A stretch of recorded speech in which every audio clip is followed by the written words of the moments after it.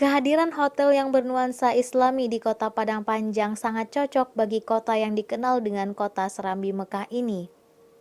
Mengingat kota yang juga dikenal dengan kota pendidikan ini, tiap tahun selalu diserbu oleh pelajar dari luar Kota Padang Panjang. Dengan dihadiri oleh Wali Kota Padang Panjang Fadli Amran dan didampingi oleh Ketua PDM Pabasko Abizar Lubis, Kepala Kemenak Gusman Piliang, Ketua MUI Kota Padang Panjang, serta tamu undangan yang hadir. Wali Kota Padang Panjang membuka soft launching HDH Islamic Hotel ini secara resmi pada hari Senin kemarin 17 Desember 2018.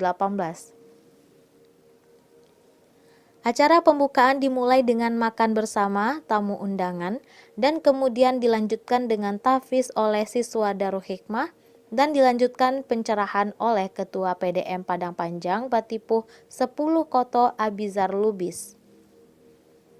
Wali Kota Padang Panjang Fadli Amran menyambut baik dengan kehadiran bidang usaha perhotelan yang bernuansa Islam ini, serta mengajak para pengusaha untuk bersama-sama mengembangkan perekonomian Kota Padang Panjang.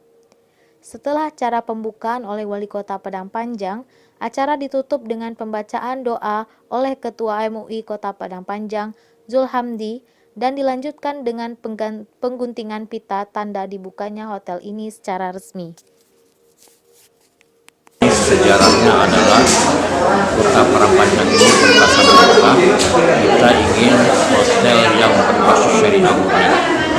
Artinya seluruh kegiatan di lingkungan hotel saya ini harus berdasarkan Al-Quran dan Sunnah, tidak boleh menyimpang dari itu. Yang kedua, keberadaan ini adalah meningkatkan pelayanan tamu-tamu kita di Kota Padang Panjang, terutama orang-orang murid yang anak beliau menekuni pendidikan baik di Dinia Putri, di Tawalib maupun di Muhammadiyah. Semoga hotel yang saya bagi ini sesuai dengan tujuan kita bermanfaat untuk meraih kebaikan.